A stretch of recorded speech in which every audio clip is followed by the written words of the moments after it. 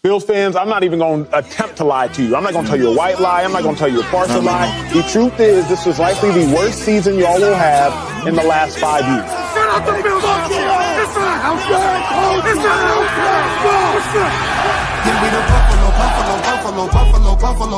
Bills. Yeah, we the Buffalo Bills.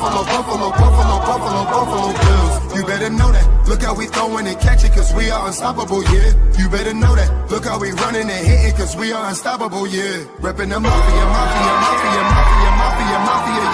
Reppin' the mafia, Bills, mafia, yeah. You better know that. Look how we throwing and catching, cause we are unstoppable, yeah. You better know that. Look how we running and hitting, cause we are unstoppable, yeah. Homie, now listen. Everyone play their position. Buffalo got a tradition. They say we tripping. They better get out our way. Top of the table, we flipping. We on a mission. Got an unstoppable team. Continue to follow your dream by any means. Buffalo, get in the Super Bowl ring. Cause we the Buffalo Bills. Yeah, we the Buffalo Bills. You better know that. Look how we throwing and catching, cause we are unstoppable, yeah. You better know that. Look how we running and hitting, cause we are unstoppable, yeah. Reppin' the mafia, yeah. Reppin' the mafia, Bills, mafia, yeah. You better know that. Look how we throwing and catching, cause we are unstoppable, yeah. You better know that. Look how we running and hitting, cause we are unstoppable, yeah. Mafia up in your city, time to get gritty. Screaming and yelling, we bugging. Look at the red and blue. This is an MVP year for Josh Allen. As an MVP voter, I said this last week. Josh Allen, he looks like an MVP. When you vote for MVP, and I can speak for myself, I think I'm one of 50 voters, you look at a couple things. Who's the best team in football? Who's the best player on that team in football? What do they look like as the best player on that team in football? And how much talent is around that best player on that best team in football? Cause we the Buffalo Bills. Yeah, we the Buffalo.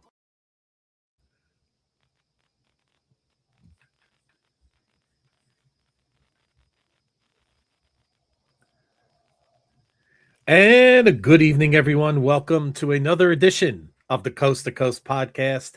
I am your co-host, Beyond 716. We are back, and apologize for not being here last week, but thanks to Whittle as always, the GOAT, as we call him around here, for holding it down and back. And ladies and gentlemen, the Super Bowl has passed, and we are now only 211 days from football being seen again in the regular season on September 10th, 2026. We know the Bills will not be in that game. So for the Bills, it's probably going to be about 214 days. And want to say, we had a great Super Bowl in terms of a result, and we'll get into that a little bit. We're also going to get into some of our coaching hires, and then we'll talk a little bit more as we move into the combine season, into free agency, and kind of set you up for the next part of the Buffalo Bills season. That's from now to the draft. There's so much to talk about, and please be here because we're going to have a lot of great guests and a lot of great talk, especially for all you that love the draft out there. So as we have the one, the only Whittle 2K, and I'm going to put up a comment, Whittle. Our guy Leishon, best opening to a podcast, period. We were just speaking about it. So we already got immediate feedback from one of the greats in Bills Mafia, Leishon. It's always great to see you here, brother. Whittle, how he's are on you? It. Yep, he's on it. I know. I love it. Shameless plug. Yep. Thank you, Leishon. We always appreciate your support. It means everything, man. So how you doing, Whittle? A little tired, man. I went to work afternoon shift today, and just a little tired, but I don't blame you. Well, can I ask you, is it finally not Antarctica where you are right now? I mean, are we getting normal temperatures in New York now, New Jersey? Is it? Yeah. Oh, it was like what was it, like 39? Oh, that's you're probably out in shorts and a t-shirt, right? That's why you got t-shirt. Like it's warm. I actually went to the gym today. I had on some shorts, a hoodie. Nice. There you go. Yeah. I have my compression sleeves on too, so there you go. My legs were kind of covered, but yeah.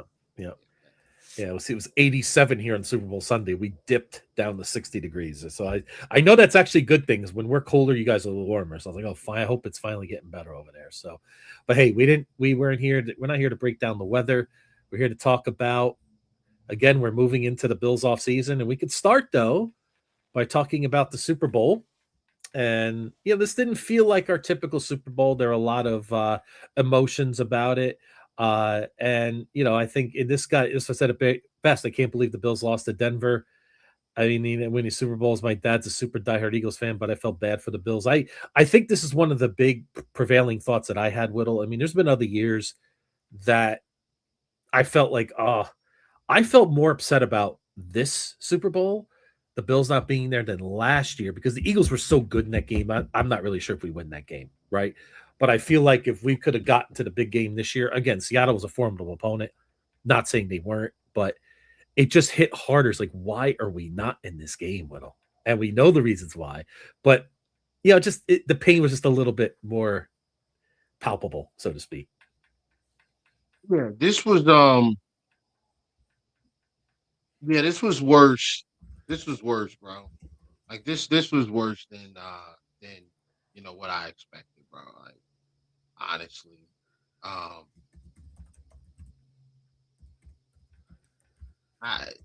I don't want to say I took this hard, but I kind of did. And I feel like most Bills fans probably, there's evidence that Bills fans took this really hard, but we're not going to bring that up on this show. But there's evidence that we took this very, very hard, harder than normal. But it for me, it was not that we lost, but it was the way that we lost. Yes. And while it was kind of similar with the defense not being able to stand up at the end of the game and get a stop to get us out of the game, kind of like how they did with Jacksonville, where I felt like the defense in Jacksonville really didn't play as well as they did in Denver. Like I thought the defense in Denver was better. I thought the defense, in the Denver game was better than it was against the Jags, but just when you need that stop, you need that one stop. You don't get it, and even when the offense has a couple of chances at the end of regulation, that game, even in overtime. Oh, Whittle, you're fading a little bit in and out, brother. You're fading just a little bit in and out there. I apologize. Just wanted to let you know. It's probably the soundboard. Let me plug the battery. Oh, no worries at all. So as Whittle's doing that, I'll just want to give a shout out to Dog out there. See you there. Always great to see you here, man. Hopefully you're doing well. And again, it's just this was I agree with Whittle, and it's the way we lost, and also it just didn't. I just in my heart of hearts don't feel that the defense was the number one reason. I think in the past we've had those conversations, but I think in this one it was more 70, maybe 30, 75, 25 offense. If I had to put a percentage on it, that's what I would say. Maybe even a little bit higher. I know some fans will say, "Oh, you're being too hard on Josh Allen. You're being too hard on James Cook for the fumble." But it's I would say this year was about 80% the offense. I think the turnovers really hurt us to put our defense in very bad situations. But I think they held up pretty well, all things considered, enough to win. And again, if we take care of the ball like the way we should have in this game, we're not giving up 30 this game. Maybe we're not scoring 30, but maybe we don't need to score 30. Maybe we win 27-21. Maybe we win 27-20. Maybe it's that kind of game instead. So, and yep. Yeah, and I agree, How I sound now? I'm good now? Yep. Back and better than ever, Will. Thanks, man. I think one of the reasons that this was so difficult was because we're so used to Josh playing well enough for us to win. We're so used to Josh really playing great in the playoffs, and this was the one time. Not the one time, because there were other games where Josh did not play well. Obviously the what do you call it? The Cincinnati game. Yeah, the Cincinnati game. Even the Miami game the week before, he didn't play great. Yeah, he But was. you It know, was kind of like Denver, to be honest. it was Will pretty. that Yeah, game it was a was little bit pretty like bad. Denver? Yeah. Yeah, he had 3 turnovers that game. One was a 50-50 ball to Shakir that Shakir wasn't able to come down with. Um, Not the greatest or a little underthrown, but whatever.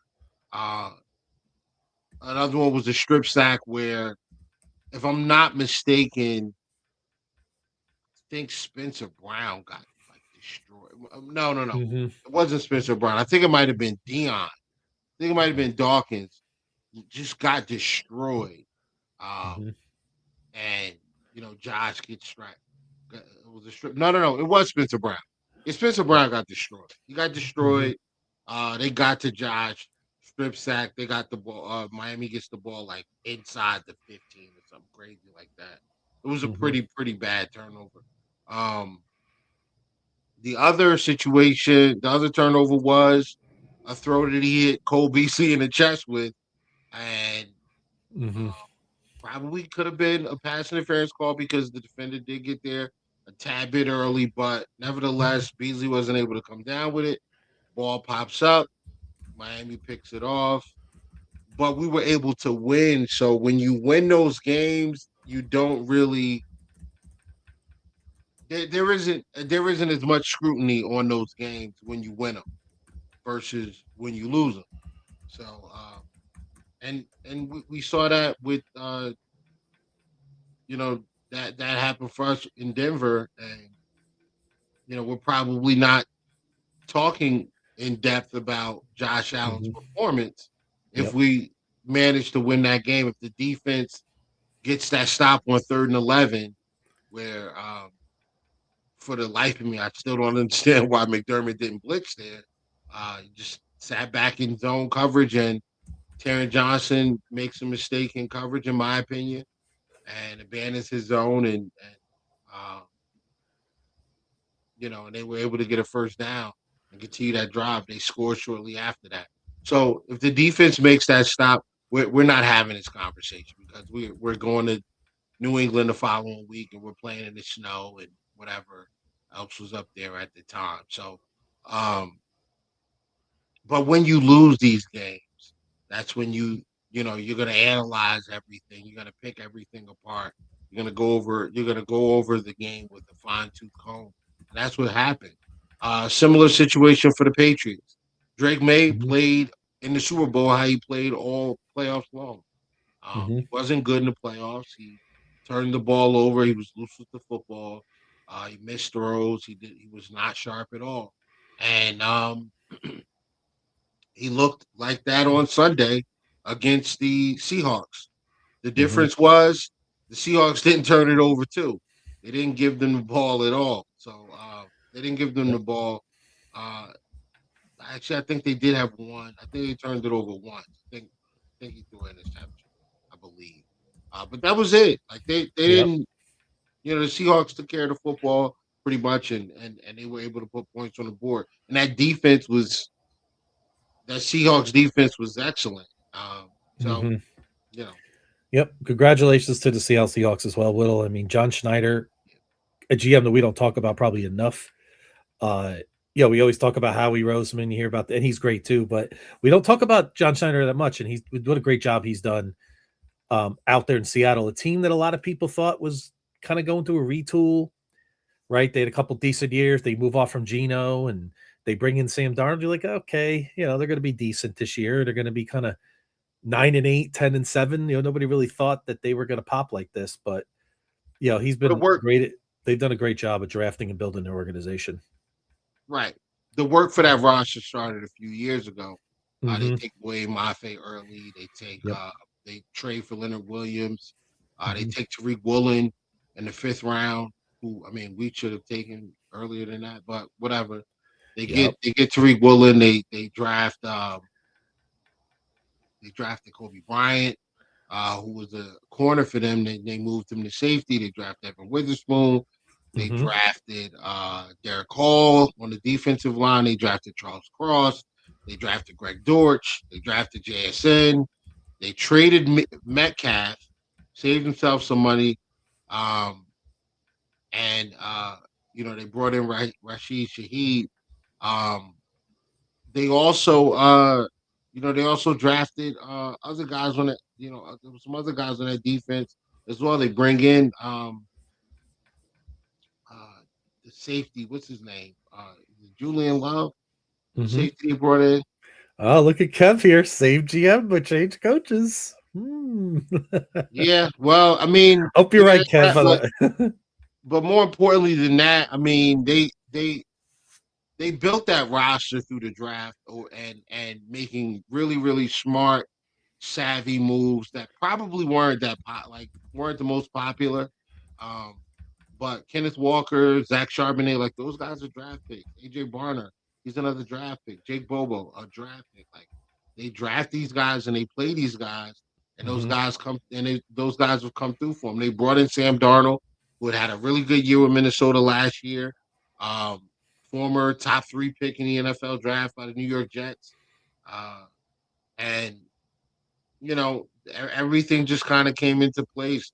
The 49ers were injured. The Rams defense wasn't as good as it had been in the past. Mhm. Um, the Eagles kind of had a down year due to coaching and some changes on the offensive line. Mhm. Just everything kind of Detroit fell off this year.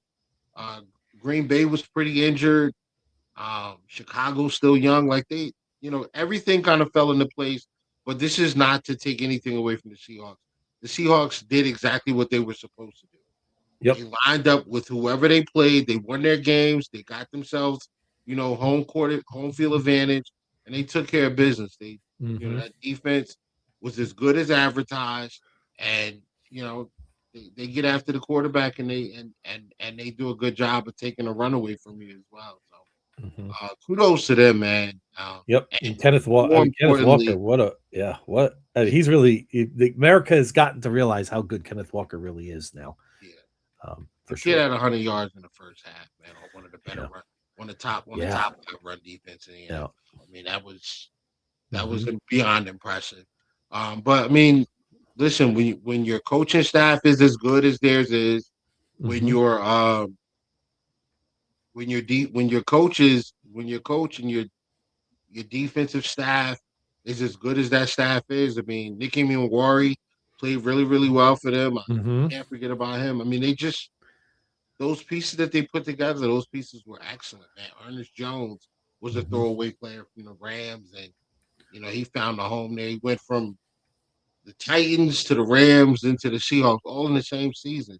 And now Yep. he's a Super Bowl champ. So um kudos to them, man. They really put together a special, very, very special run. And I'm very happy about that because I couldn't stomach a Patriots Super No. Bowl. Not And you know what? Listen, as much as we don't like them, I mean, New England had a fantastic year. They got nothing as a fan base to be ashamed of. Nobody thought that they were gonna get this far. no, they should be ashamed. They, Green Bay was well, second, and they talked yeah, about him like he was there's the second coming. Yeah. yeah. Well, this is true, and I am of the belief that you have to do it maybe twice or more to be considered a great quarterback. I mean, Drake May is looking the part at times. There's no question, but let's see a little bit more of a sample size long term before we put him in with the Joshes, the Patrick Mahomeses, the Joe Burrows, and Lamar Jacksons. We got to give that a lot more time before we put him in that bucket. So, but we'll see. Expectations high for them next year. Schedule will be a lot more difficult. People will be going for them next year. They're going to have the targets on their back this time. So instead of even Buffalo, I mean, even our own division. So that's going to be an interesting little segue, little storyline into next year. So, but yeah, and Doug even said it, and even Kev here said it. Their new one coaches locked the team. They didn't make the playoffs last year. Leonard will unlock many Bills players, and that's what we're going to get into Jim Leonard in a little bit here. And then like New England, they rode that schedule. They had favorable matchups. They players being out, quarterbacks being out. I mean, maybe there is a little bit of luck more than we realize into this whittle at times. I mean, there are certain years, right, where you just need things to really bounce your way. And that's what we saw from the Patriots. I mean, literally, think about Josh Allen, right? 38 total touchdowns in the playoffs. He has 12 turnovers. I believe he has 7 of those turnovers in 2 games. So that's over like 50, 60% of his turnovers are in 2 of the 15 playoff games.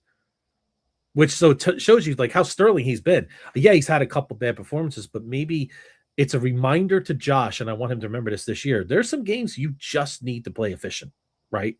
And this was the year to play efficient to the Super Bowl, and that's what we need against Denver. And maybe that's the message I keep taking away from that game. Had efficiency been the priority this year, season is very, very different. We're having a packed show right now. Actually, we're probably in Buffalo right now. Now, you and I are in Buffalo right now doing this show live. We got Dog on our left. We got Kevin Massari hanging out with us. We got all the crew. We got Dale in there. We got everybody in there doing a huge podcast from some random Leashon going crazy. You probably lose his voice completely. That's where we'd be at right now. Yes. 100%. 100%. Yep. But anyway, what ifs? But hey, now we move forward, and Boston had a very tough Sunday. But I will be remiss if I would. It's been a few days, and I thought, maybe you thought I would let this one go, Whittle, but Boston suffered in another way on Sunday, ladies and gentlemen, and I just got to get this out in the open, but it's the numbers 111 to 89, ladies and gentlemen, at TD Bank. The New York Knickerbockers invaded Boston, but Whittle, you'll laugh at this. In vintage Knick fashion, they follow up this big win against Boston, and they lose at home to Indiana last night. I know, without it's just what they do, right? It's what they do. It's just if you want to go to your Knicks, it's just like. And right now, you guys up like 35 points over the 76ers.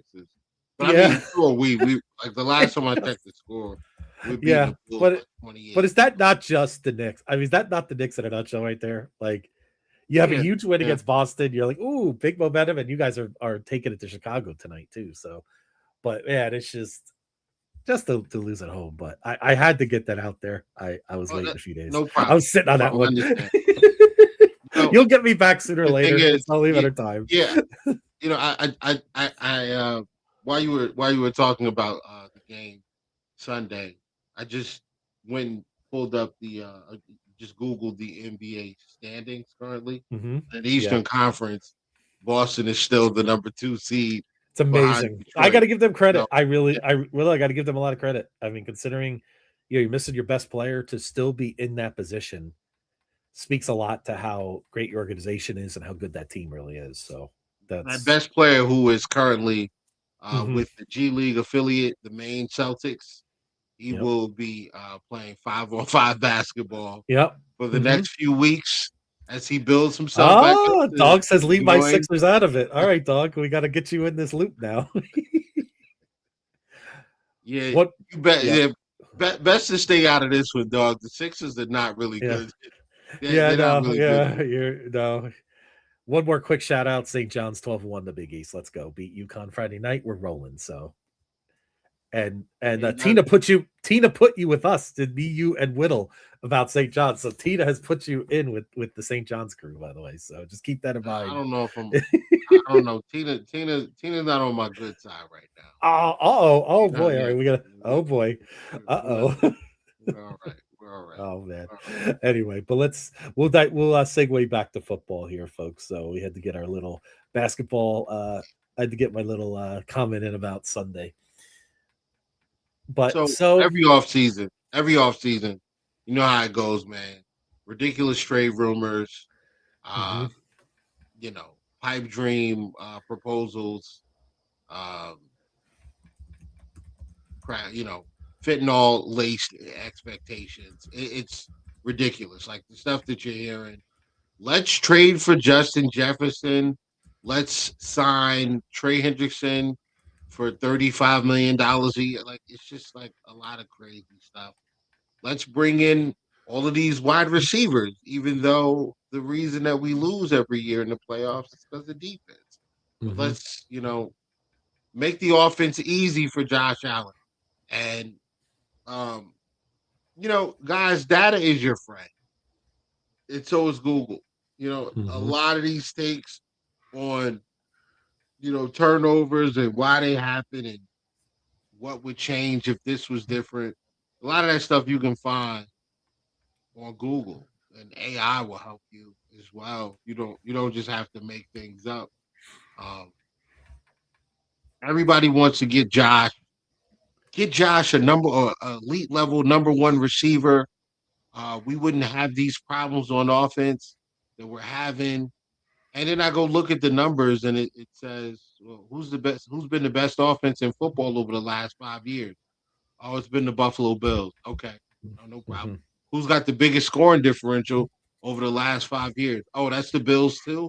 Okay, all right. Well, those numbers are jaded by the fact that you had Stephon Diggs and all of that.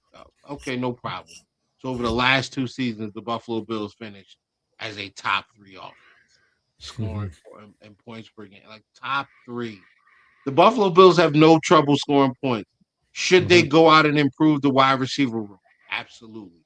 Should they go out and try to acquire a better, more reliable number one target at wide receiver? Absolutely. Absolutely. My pick. My pick is Michael Pittman.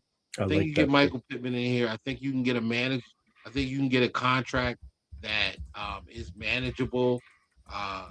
Short term, 2-3 years, 25 million, somewhere around that number, and and allow him to kind of grow let his career kind of get Mhm. to the next level, if I can say that, Yep. while still utilizing the players that you spend draft capital and financial dollars on. I do think guys like Curtis Samuel will be cut. I do think that a guy like Nico Hardman can have a spot on this roster, but it's there are guys like Shavers who are going to come back from injury who are going to have a spot. I think Keon Coleman needs to be a part of the offense, and he Mhm. needs to be used differently. I think Shakir should have his role expanded. Um,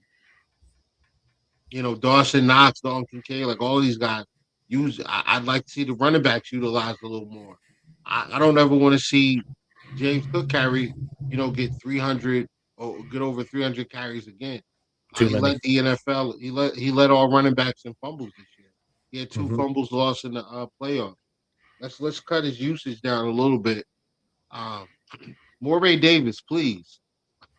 More Ray Davis, please. And I think that this is an argument for the pro wide receiver. And I don't want to say that there's a pro wide receiver crowd because I do think that the Bills, the segment of Bills fans that want to prioritize improving the defense, also believes that we should improve the offense by going out and getting a more talented lead wide receiver on the roster.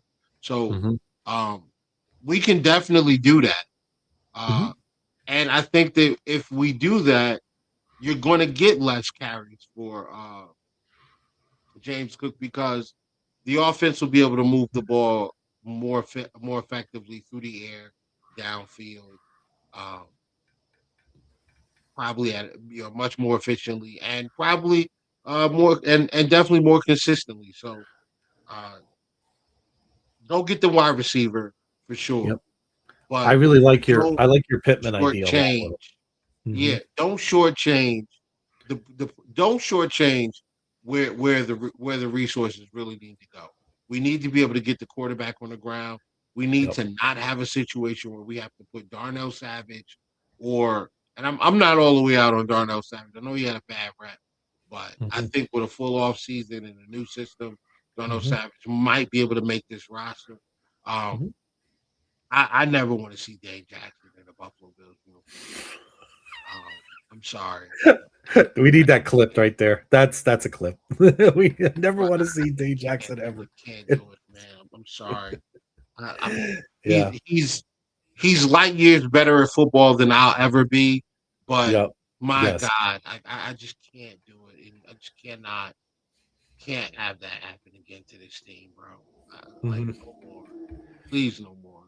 It's like Absolutely. that meme from The Office where it's like, no, God, no. No. Every Please time no. Yeah. every time he gets on the field, it's like, Jesus, I know the other team is aiming for him, and there's nothing he's gonna do to stop it. Nothing.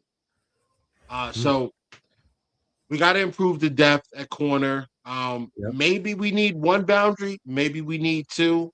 Hmm. I don't know yet because Dorian Strong just had surgery. The rookie corner out of Virginia Tech. Hmm. We took Prayers up. we Prayers took him up in for the sixth Dorian round. too. Hmm. Yeah, he had surgery to repair, to fix the, something, whatever his issue was with his neck this year that kept him out of just kept him out of all of the games from week 2 on. Um, he had the surgery. I'm guessing it was successful, and he said he's on the road to recovery. We'll see if that entails, if that road uh, leads him back to a Buffalo Bills uniform and playing on Sundays for us again. I would love to see it because the little bit of time we had with him, he was really, really good. I'd love to have him back as a depth corner, and to pair with Maxwell Harrison and Bernard Benford, and Hmm. hopefully Trey White. We may be able to bring him back. I hope we bring Trey White back as well. Um, but those are the areas that we need to attack, man. Um, the linebackers that we have under contract right now: Terrell Bernard, Dorian Williams, and what's the kid's name? Joe Andreessen. That's it. Yeah. Nobody Hmm. else. I think we signed like a futures deal on Jimmy Charlo and Keontae Jenkins. I think we have future deals on those guys, but that's it. Like we got to get younger. We're looking at bringing back Shaq Thompson and um, Matt Milano. Shaq Thompson's like 31. Matt Milano's 32. Uh, there's talk about bringing in Alex Singleton, who's in his Hmm. 30s from Denver. Hmm. These guys are old. Justin Sternad is like 29. What was it? Hmm. 124 or 105. Yeah, we beat them by 19. All right. Not bad. We shot the Yeah. ball well, finally. I mean, we shot the ball terribly against you guys on Sunday. That's the only Yeah, they reason did. why we won. Knicks are up 114-74 on Dog Sixers. This is a disaster. I mean, it's terrible. You know, Dog said something interesting too, that he's prioritizing offensive line over wide receiver. Interesting he says that, Whittle, because speaking of rumors, where have these Deion Dawkins getting traded rumors coming from? A and B, do you think it's legit or do you think it's a ridiculous thought to trade Deion Dawkins? I think it's ridiculous to trade Deion Dawkins. Mhm. I understand why people are saying that. Deion Dawkins was extremely he was out of shape this year. You can see Yeah. it. I think he usually plays somewhere around 320. He looked to be probably about 340, 350. Easily Hmm. 350, Hmm. potentially higher. Um, and his play reflected that. So, Deion's got to get in the gym. Hey, listen, y'all, Bills Mafia, let me tell you something. If I see Deion at any point over this offseason in Jersey, I'm on his coattail. Hey, bro, get it together, dog. Like, tighten up. Hmm. Protecting the blind side of you got the franchise's blind side, bro. 350 ain't gonna cut it. You need to cut that down to 320, 315, 325, whatever you need to anchor and still have your lateral quickness to Hmm. where you can get back to that all pro level player Yep. that he is. But yeah, so I understand that. And then you know what? a lot of this is centered around going to get a high value wide receiver. We were talking about George Pickens, Waddle, Mm-hmm. Jefferson, like guys like that. That's what this conversation is about. Mm-hmm. These people want to um, cut costs. You have to cut costs. You got to do it somewhere. So why not cut costs on the offensive line? I'm Yep. guessing they're thinking we can pay Vandermark $10 million to take his spot, send Deion Dawkins somewhere, and you get draft picks back. So you can then use those draft picks to add to the defense, and then you pay this high price wide receiver. But here's what Yep. happens when you pay the high price wide receiver, right? The rest of your offense gets worse. Your offensive line gets worse. Your running back room probably gets worse because of the lack of usage. Um, and really lack of necessity of having all those guys there. Yep. Your quarterback also turns the ball over. Like if you go and look it up, the bulk of his turnovers in his career come from the seasons that he had Stephon Diggs. Not that, it's a situation where the receiver made him turn the ball over, but when you have a number one guy, you want to get that number one guy to football. I don't want a number one guy. I don't want a number one deep. Although I would take AJ Brown. Like that's the one caveat. Yeah. Like if it's Mm-hmm. if it's an elite level receiver that you want to get, go get AJ Brown because I don't think AJ Brown requires a Mm-hmm. million targets to be successful. This is true. Well, you know what kind of receiver we need, Whittle? How about a guy with 88, 99, 109, and 80 catches? Couple, 1,100 yards, 1,000 yards. Yeah, you know who that is, Whittle? That's Michael Pittman Jr. I mean, for those out there at home that don't realize how good he is, and that's not with Josh Allen. Just saying, that's why I like where you're going with this instead of the Justin Jefferson. Listen, I played Madden 26. It would be great to get him on my roster, right? But this isn't Madden 26, okay? By the way, it's funny. I did sign Singleton in my offseason with the Bills this year, by the way. So it's funny you mentioned that. So but the funny thing is they retired Deion Dawkins on me in my franchise. I thought it was hysterical, by the way. But, I was like, wait, he's not retiring. I said, what is that? But it's funny how you said, about number one receiver. It doesn't necessarily have to, it could be AJ Brown. Again, it's got to be a contract that hits that right spot for us, right? Where it gives us the ability to help our defense. Because we know the running game is probably gonna, I think it's safe to say without Cromer, right?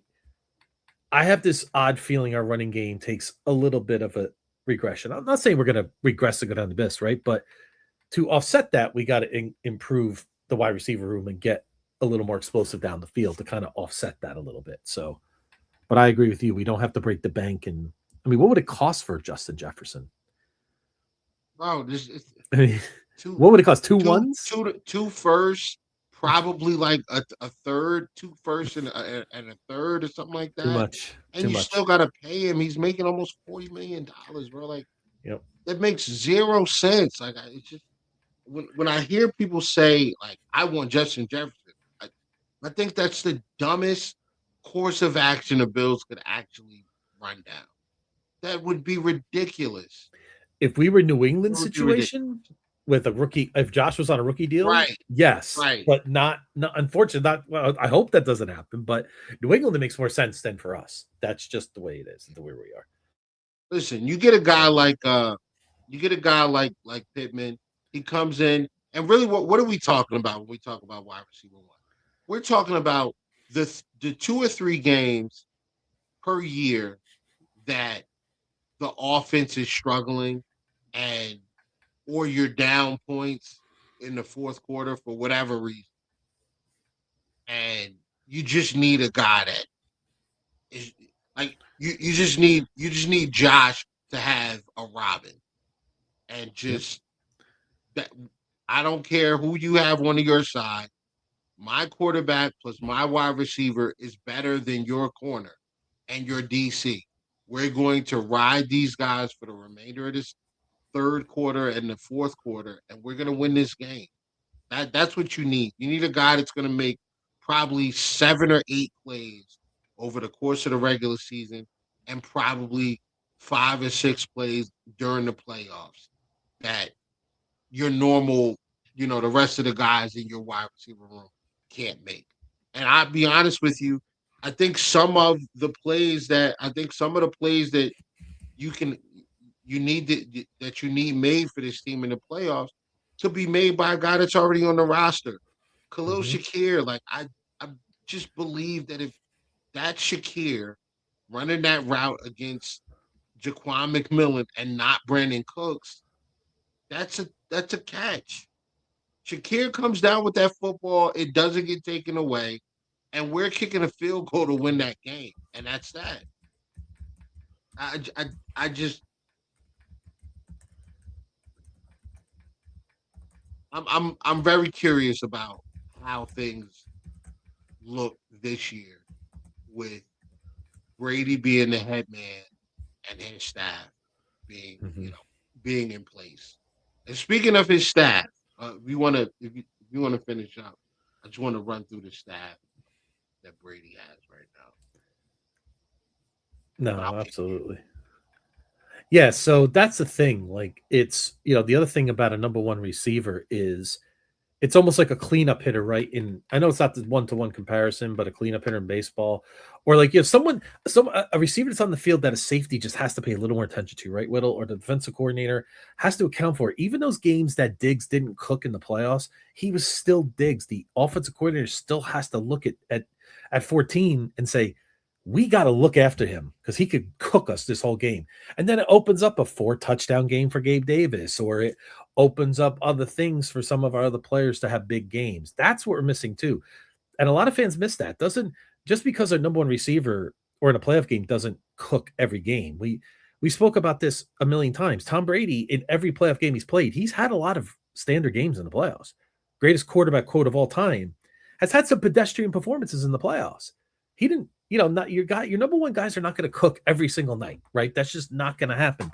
But again, if we get that one guy that can, the coordinator says, oh, I got to keep an eye on Pittman. Maybe that opens things up for Joshua Palmer to have 5 catches in a game, or Keon Coleman returns next year and has a better year. That's what we need to take that pressure off and get better matchups for Joe Brady in his offensive design. So that's what we really need more than anything else. So you're right. It's also about having that Robin, and I think that's number one, but also just having that guy to help some of the others and maybe put some of our other receivers in better positions, right? Better matchups. Maybe we have guys playing up against maybe number 2 corners. Maybe they'll be better if they slide down one. They'll have better matchups in those games. Yep. And I want to go through real quick. I mean, obviously we know about Jim Leonard being a DC. Pete Carmichael's been hired as the offensive coordinator, not to call plays, but to be part of the game plan, game prep, and play design. Joe Brady will continue to call plays. The special teams coordinator is Jeff Rogers, and the new offensive line coach is Pat Meyer. Now, the coach that we did keep, we kept the running backs coach, obviously. 2 of the running backs were all pros this year. Kelly Skipper and tight ends coach Rob Boris, still here, obviously. Dawson Knox has had a pretty solid year. Donkey Cage continued to get better. And Jackson Hall's, I think he exceeded expectation. Like we knew he could block coming in, but he looked pretty good as a receiver as well. Pass game specialist is Mark Lubick. I don't know who that is. Assistant wide receivers coach and quality control, DJ Mangus. Assistant offensive line coach is Austin Gunn. That's a Cromer holdover. And offensive quality control coach is Kyle Schumer. Now, the positional coaches, which is where I think the biggest bang for your buck is happening. Terrence Jameson, was hired from the University of Illinois. Um, it's put out some pretty decent guys. I mean, Johnny Newton came out of Illinois Yep. a couple years ago. Everybody else was like kind of just escaping me right now. Outside linebacker Bobby April III joins. Came from Stanford. He was with the Minnesota Vikings. Secondaries coach as Jay Valai. He came from Oklahoma. He's being touted as the next big defensive mind. Coming out of college, so he's a very high energy guy. Oklahoma's secondary, players have looked very good. Everywhere he's been pretty successful with coaching those guys up. A wide receivers coach, Drew Terrell, is he's joining from the Arizona Cardinals, and the new quarterbacks coach is Bo Hardiger. I don't know who that guy is. Me neither. Yeah,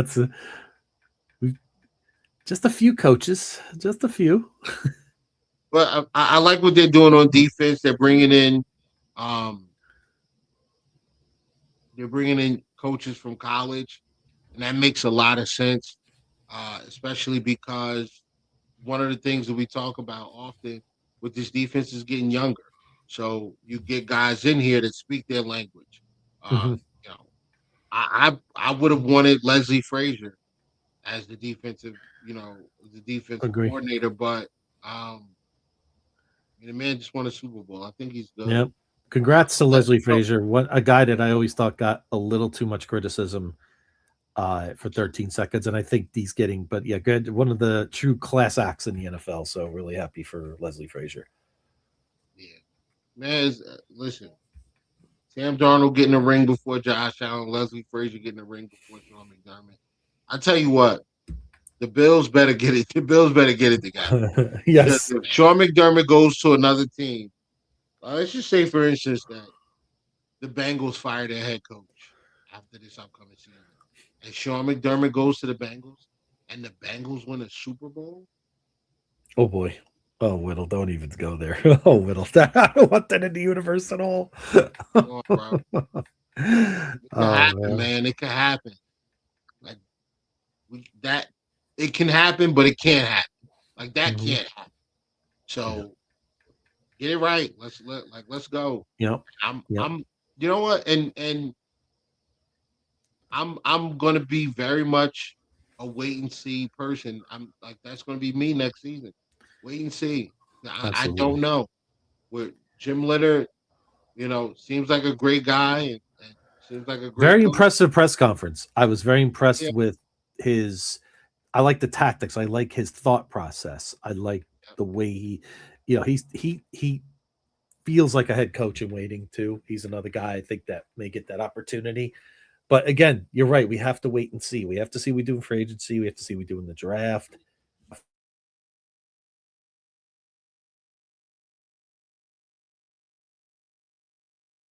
Good. Can't hear you. You lost. Wait, is it me? All right, chat. Here we go. Chat, help us out. Can you hear me or can you hear Beyond? That's why we figure out who's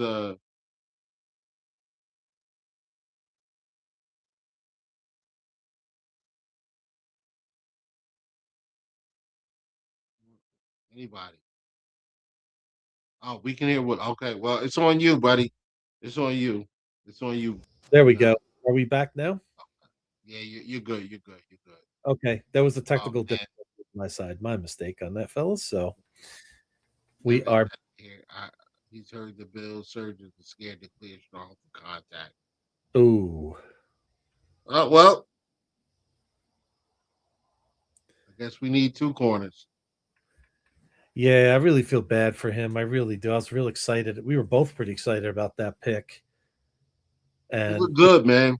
He looked good. I thought he was like a third or fourth round pick. We ended up getting him in the sixth. Yeah. Yeah, it's just, I think at the very least, you think maybe he'll be out the year and see if he comes back in 27. I mean, that's what it's kind of sounding like, or who knows? I don't think so. I think if the surgery was successful and and he is healthy enough to play, but they just don't feel comfortable playing him. Mm-hmm. No, that's it. If he's not, I don't think a team will feel comfortable playing him. And Yeah. I think Yep. that might That's be the gonna. end of his football career. Mm-hmm. That may be it. Yeah. Because, like we said, every draft year, more draftees come out, more players come in. It's just going to get harder and harder for him to get a spot and to get an opportunity. Yeah. But League. so listen, I just think you got a young coaching staff, coaching staff from college. A lot of guys from college, a young head coach, young DC. Um, I think the focus needs to be getting younger, especially through Mm-hmm. the draft. Let's go get, and this is like the year where you actually could sit at 26 at the end of the first round and get a really, really good pass rush, like really good. So, Mm-hmm. and that's it. That's even if Brandon Bean makes the pick, he might trade out of the first round and just to get a two and a couple of day three, a couple of early day three picks. I can see trading out of.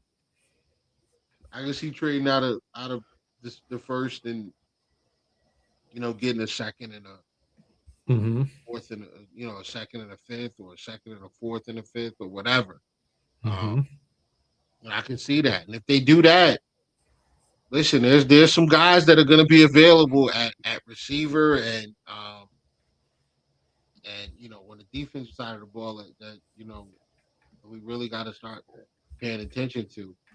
I love Akeem Messidor, the defensive end from Miami. I think Mm-hmm. he would fit this team very, very well. I like Romello Height, the outside linebacker from Texas. I think it's Texas A&M. I think his Ben's really good. I think he's a little small for me, but I do think he can get after a quarterback. I watched him a couple of times this year. Really, really wreck games. Um, and something that came across my desk recently via Jarek and Anthony from the Spaces on Twitter is a young Okay. man by the name of Brennan Thompson, wide Ooh. receiver out of Mississippi State. Mm. Listen, the comp that I'm hearing, I'm not going to say who it was, but the comp that I'm hearing is Tyreek Hill without the off-field stuff. Oh, imagine if we get a guy like that in our. He has very, very, very elite. Like his speed is elite. Like we're talking Mhm. about potentially Olympic qualifier type speed. Wow.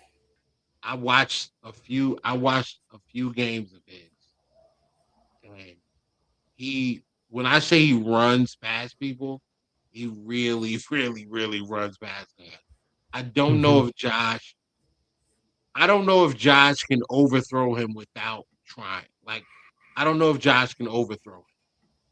I don't know that he can. I think that if we get him I think if we were to get a guy like that, like, listen, I like it. I wouldn't mind the move, bro. I wouldn't mind it. After watching the kid, I could really see him opening up the rest of the field for everybody else just Hmm. because of his speed.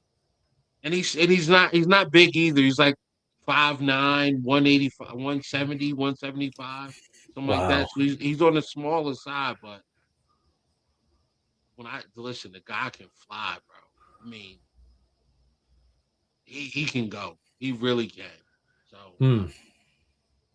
listen, I know a lot of people are singing the praises of KC Concepcion and go get him. If you get a Brennan Thompson, I think Mhm. that's better than KC Concepcion. Wow. Imagine Yeah. if it's funny. I'm actually doing a little mock draft here for the 3 rounds, just messing around here, and I took So far, I took what if we end up with Mesidor, who, he's 26, right out of the box. I feel like he's ready to be a starter, 25. right? He'll be Whittle? 25. 25, He'll be 26. 25. So from a physical standpoint, he's very mature, right? He's ready to go. Like, I feel like he could be an instant impact right away, right? So imagine him and Brendan Thompson, Whittle, first two picks. Would you I know it's getting early to our mock drafts, but we're gonna have a plenty as we go through. But that would be quite a nice little haul for the Bills right there. Yeah, I think so. If they manage to get him, I think that solves your wide receiver issues, bro. I really do. Mm-hmm. I think it solves your wide receiver issues. I gotta look at more about him. But I've only heard his name, and I don't know a lot about his game. Wow. All right. And it's not just like, and it's not just the speed either. He also goes after the football. Like, he also goes up to get it. Mm-hmm. So it's not just like, it's not regular. Like, what he does, it's not regular. I'm very, very high on him potentially, being a steal, a super steal. Like, if we were to get him, I'd be very, very happy with that. All right, there. So, ladies and gentlemen, last year, just for anybody listening for the first time, the first name that Whittle brought up last year was Deion Walker. Brother. Okay, and then as the year went on, he was sliding down the draft, and then we got him in the 4th round, and look where we are. Deion Walker is one of the best young rookie defensive players in the NFL this year, not only just with the Bills. So just keep in mind, keep your ears listening here as we go through a lot more draft talk as we get closer and closer to NFL draft day. So you're going to hear a lot. We're just dipping our toes in that water right now, so it's going to be a lot of fun as we navigate through that going forward. Yeah, I'm getting into the film now. Mm-hmm. I've watched a few receivers. I love Chris Bell. Chris Bell suffered an injury not too long ago, so he's probably gonna miss the first 4 to 6 weeks of the season. But I wouldn't, like, if he's there in the 3rd round, mm-hmm. I'm taking him. If he's there late 2nd, I'd probably take him and just stash him. I think Mm-hmm. Chris Bell's comp is AJ Brown. Oh wow, yeah. It looks like it too. Like, he's faster than he looks.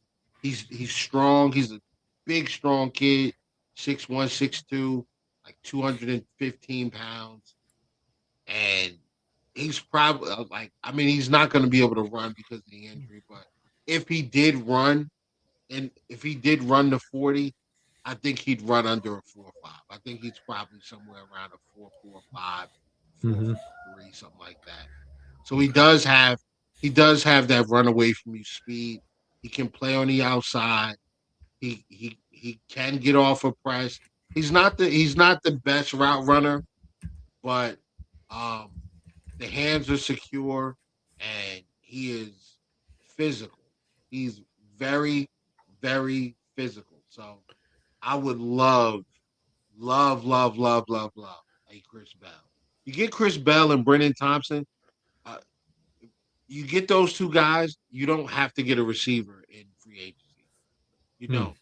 You don't have to trade for one, because those guys, I think, with Shakir and Keon and the tight ends and the running backs, I think they will carry the passing game. I mean, again, Brendan Thompson, if he is a Buffalo Bill, it's going to get electric in that new building, bro. I mean, I like it. It's going to get electric. It really is. So that's what I got, man.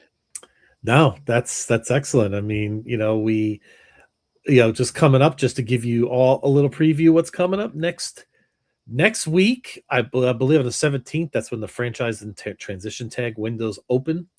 So we're already getting close, folks. February 23rd, the combine starts in Indianapolis, goes through the 2nd. So as we move a couple weeks forward, Whittle and myself, we will be getting more into the combine, some results, and then moving a little bit closer to free agency. We have a question for you, Whittles. We wrap up the show for tonight.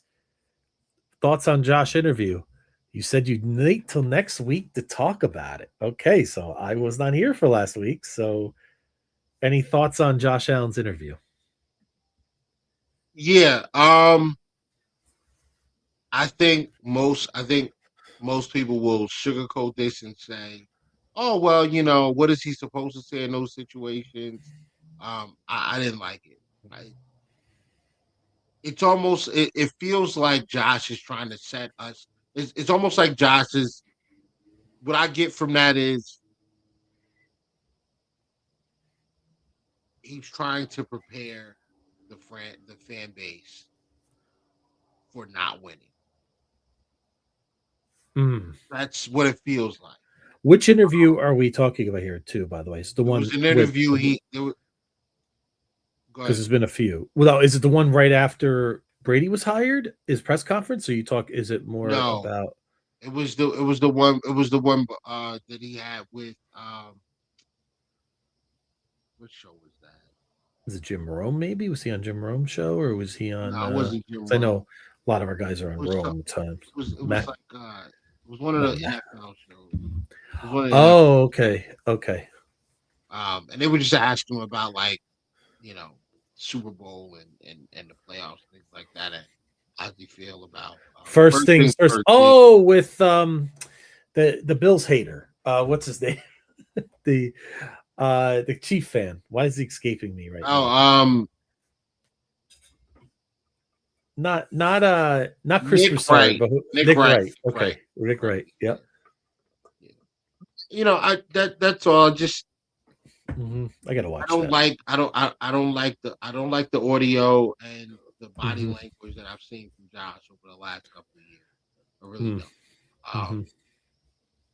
don't. It's just like, man, well, I'm more than a football player. Well, yeah, when you retire, dog, like I get it. You have a life, but like, and maybe I feel like this because the Bills don't have a Super Bowl, and I think that's what it is. Yeah, it has to be. And it's just like we're so close, and I'm just gonna be transparent. We're very, very close. We've been close for the last 5 seasons. Extremely, we're painfully. And the last 2 years, make it 3 with this one. The offense has had the football last. Josh Allen has been on the field, and we have not delivered. Whatever the context is surrounding each one of those is fine. Like, I hear you. But at some point, you got to start asking tough questions. And a tough question was asked today in the space. Do you think Josh Allen is a clutch player? And I can't say yes right now. Because in those moments where, we don't need, the way that this team is built, it doesn't require Josh to carry the team throughout the year. There are moments when he is going to be, there are moments through the season in some games and in the playoff, some playoff moments where he's going to be required to bridge the gap between what we have on the roster and what it requires, what we're required to do in order to win. Sometimes the roster is not good enough to win that game. Josh has to bridge that gap. So I personally think the Bills are always at a talent disadvantage when we go to the playoffs after the wild card round. So once we get to the divisional, you're playing the Ravens, the Chiefs, the Bengals, the Broncos, now the Patriots. Even though I think roster-wise, I think we are better than the Patriots. But you're playing those type of teams, the Jags, those guys. I believe that those teams, from a talent standpoint, are better than the Bills roster. However, Mm-hmm. We have Josh Allen. You guys don't. So Josh has to make it enough. And then when you're Yeah. playing against teams like Baltimore and Kansas City and Cincinnati, they also have a guy. Like, they also have a comparable guy to Josh. So it requires even more from Josh. It requires even more on Josh to to pull this team through those moments against these great Mm-hmm. players and these great teams. And we just keep falling short. And at Yep. some point, the coach is gone. The offensive coordinator from before, like those offensive coordinators, Dayball's gone. Dorsey's gone.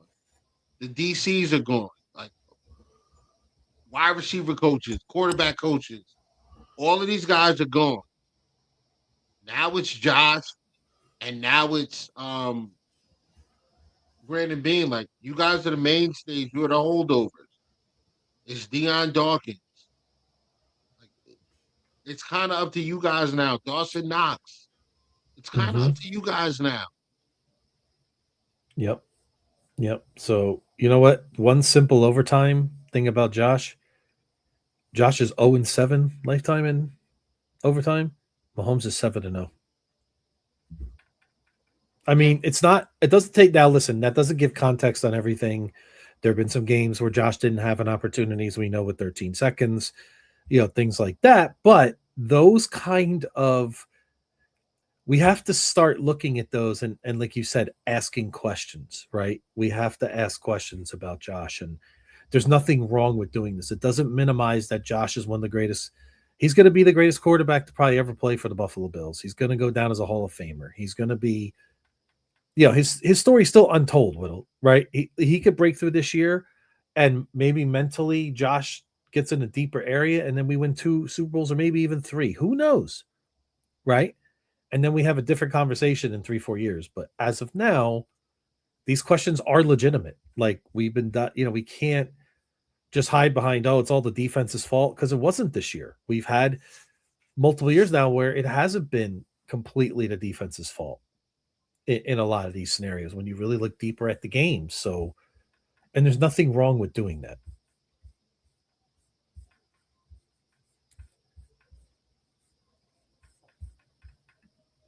I'm gonna start asking tough questions, man. Yep. Because, it's tough to win Super Bowls. And we have a very, very, very high standard in this era of Buffalo Bills football. This isn't about just making the playoffs anymore. Making the playoffs is great. Winning divisions are fun. We have a fun team. I love watching this team every year, Whittle, right? We have likable players. Josh is dynamic. He's fun to watch. But at a certain point, we just got to break through. We got to find a way. And, we got hundreds and hundreds of days here to analyze what we're going to do going forward. But it's just, this off season feels a little bit longer already than most. This feels to me more than 13 seconds, more than 2023, 2024. This year feels like the one that got away from me. It really, really does, Will. It was all there right in front of us. Again, to at least make it, at least get to the Super Bowl, right? Winning it, I think that would have been interesting. I think that would have been a great game. But I just think I think the Bills would have won it personally, but I digress on that. We would have a good shot at it because, as good as that defense is, Josh Allen in big moments, when he does come through, he comes through against whoever. But he's had some moments recently where we have to say it's been a little bit spotty, more than I think Bills fans want to truly admit. And there's nothing wrong with that. Yep. Right? Yeah, just a little bit. It doesn't mean he's a choker. Doesn't mean he's not a playoff performer. We're not saying that at all because I still believe he is. And that's why, keep staying here with us for this podcast and just know that, we're going to call it like we see it. We're not going to sugarcoat things with Josh. We're not going to, quote, suck up to him, for better lack of a term. We're going to give it to you straight. Yeah, it's not like he's watching. So, Well, you never know. No, don't I wish? Even if he is, like, so what? Play Yeah, better, bro. no. I mean, The- I'm and sorry. you, Like this you, this you know, game, like we look, I'm not sugarcoating this game. We yeah, lost this game because the turnover yep. and those turnovers Listen, just should have. That's why we lost.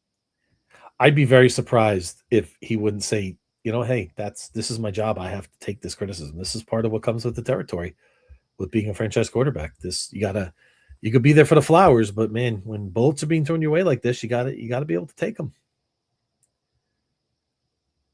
And he does. He does. He doesn't point fingers. He puts it on himself, and like a good leader would, right? Like when he said, "I think I let the team down tonight," he didn't say anything about anybody else. He put it all on himself, which is what a captain, what a leader should do. 100%. But we'll see, Whittle, and that's all I had for this week. Next week we can, we'll dive more into, maybe start talking a little combine, maybe identify some more prospects, maybe talk a little more free agency. Maybe we'll put up some names, some other possibilities that we could see floating out there coming up in the next few weeks. Yeah. The combine roster is set. There are a list of some snubs that are floating around. I was kind of surprised at some of the names that were on there as well. Do some of them skip it by design? They want to do private workouts? No, they weren't invited. Oh, they weren't invited. Okay. That's okay. Wasn't thinking straight. Yeah, so let me a couple of names real quick. Sure. Noah Whittington, running back. Galen Black, another running back. Yeah, I mean, there's a few guys, man. That Tyron Montgomery, I was surprised that he didn't get an invite. But Brendan Thompson is going to be there. There it is. Boy, he runs that. Oh boy, when he runs that 40. You watch his stock is going to shoot right up. Yeah. Yep.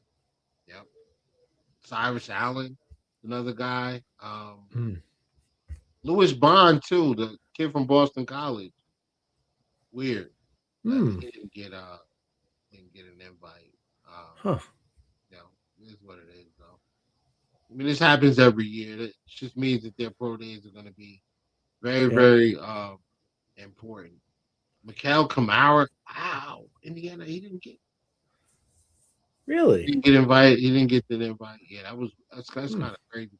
Devin Marshall, NC State. Cam Miller, Rutgers. That was surprising. Brent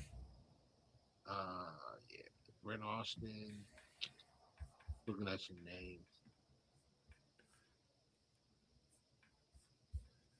You're gonna laugh. I did this mock draft on PFF. Gave me an F for taking Brendan Thompson. Come on, PFF, get it together. At 2? Yeah, I mean, listen, because of his size. Yeah, he's probably going to slip a little bit, but it's all right. Like if he was 5'9", 190, you could probably see him go in the second, early second. Yeah, so maybe third rounds where we're looking at 5'9", 170, bro. That's 175. That's but light. That 40 times going to be interesting though, because it could rocket you right up the draft. I mean, there's no doubt if it pops off the charts. Oh yeah. Listen, they talking about this kid may run under a 4.3. So if he does that, he's going second round easy. He's going second round. Yep. Nah, he's not going to the first. I can't see. No. I can't see him going in the first because of the size, bro. I just can't see it. You don't think one team would get crazy and just reach? You don't? No. I don't think so. Yep. They should, because I do think he's good. I do think he's that good, but I can't see. Yeah. Oh, Kobe Baines. Kobe Baines, a interior offensive lineman from Kansas. No invite to the. It's a few. there's a few names up here, man, that are pretty surprising. But ESPN has a mock us taking Peter Woods, defensive tackle from Clemson, in the first round. yeah, it's not happening in 26. Peter Woods No. far gone. Yeah. We get that. If he's not, then you run We the should ticket take up him. there. But Yep. Yeah. Well, hey, listen, I think I saw something. The top 4 teams with the best defensive tackle pressure rates are Seattle, Rams, Patriots, Broncos. So there you go. If you want to take what you can from there, the final 4 teams in this year's playoffs, this could be connection between that. So I feel if the Bills can improve that in any way, you do it. You find a way. So I got a Jets fan in my mentions on Twitter about. Oh no. You'll see it. You'll see it. Oh boy. I'll take a look at it. And it's like, bro, self-awareness, guys. You're a Jets fan. Mm-hmm. Your 2026 season is over already. Like, it's over right now. They're officially eliminated the first day. We put out that graphic. By the way, I am surprised, by the way, the Super Bowl is in the state of California again this year. That's unusual. Yeah, it's in LA. It's unusual. Usually it goes like Miami back to LA or maybe Houston. Kind of revolves around the country a little bit. I'm surprised they put it back in the same state again. So we got the World Cup of soccer here, right? This year. Well, so does New York, right? You got the Super Bowl, and then you got the Olympics in 2 years in LA. LA is going to be hopping for big sporting events the next couple of years. All right, Sam. Welcome, Sam Hayes. Let's go Hawks. Congratulations to your Hawks on a great year. We were talking about them earlier. Had Hawks versus Bills for the Super Bowl beginning of the year, calling it again. Hey, listen, from your lips to the football god's ears, I'll take a Seattle Buffalo Super Bowl right now next year. I'll sign up for it. So hopefully we'll see you there in SoFi in my backyard here in Los Angeles. So we'll see how that goes. Yeah. We'll see. All right, let's get out of here, man. Yep, we'll call it a night. It's been a long day for you, and want to thank everybody as always for tuning in. Follow us, do Champions also. Follow our podcast on YouTube, like and subscribe. We really appreciate those. They mean everything to us. Helps us put more great content out there and look for some more great shows coming up. We're going to be digging more into the draft, more into free agency, and other great topics. We're just getting started here. This is part 2 of the offseason. This is Whittle's time. This is, he cooks all year. You especially he gets in the recipes this time of year, folks. So definitely join us coming up in the near future. Yeah. I'm gonna hit the. I'm going to be heavily involved in the film with the prospects coming out, getting prepared for the combine, and obviously the draft is in Pittsburgh. So, yeah, I'll have some names next week. And maybe we can start looking at potential strategies or a short list of guys that stick out. We'll go from there. There's many receivers, is it? Yep. Any other interesting 40 receivers. 40? Oh wow. 40 receivers.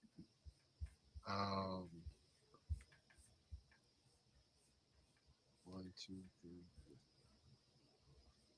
A lot of offensive line guys, D-line. There are 40 guys to watch. Wow. These corners, 47. And safeties is 36 safeties. Linebackers, 47 linebackers. All right, so yeah. Quite a few. I'll be busy. Yes, you will. You will, folks. Please tune in. And the other little interesting layer about why you should tune into us, this draft coming up, Whittle, we've heard a lot about Sean McDermott's influence on Brandon Beane.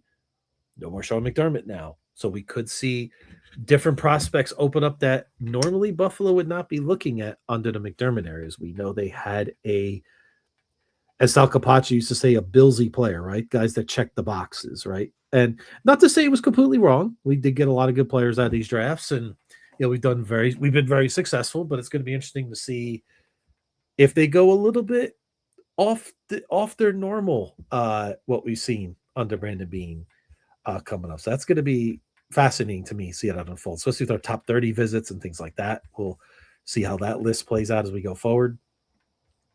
And yeah, I'm looking forward to it. All right. That's all I All right, had. folks. Yep, that's all we got. We're gonna sign off here. Thank you guys for tuning in as usual. And Thank you. check us out next week. I'm back. Have a great night. Good. Yep. Go Bills. Go Bills.